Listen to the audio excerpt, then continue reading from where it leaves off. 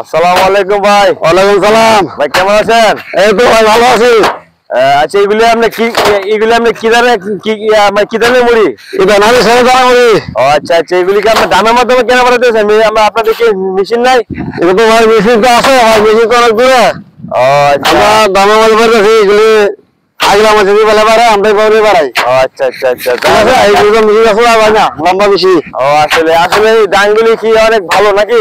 দামগুলো অনেক ভালো, ও ফলন হওয়া ভালো, ও ভাত লাগে স্বাদ লাগে, ভালো স্বাদ লাগে। আচ্ছা যাই, আসলে এই জন্য আমরা এগুলি করি। আসলে দর্শক আপনাদেরকে দেখাইতেছি এক নজরে আজকাল থেকে প্রায় 20-40 বছর আগে মানুষ যখন মেশিন ছিল না, তখন মানুষ এভাবে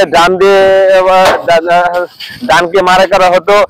আসলে সেই জিনিসগুলো এখনো রয়ে গেছে আমাদের গ্রামের যে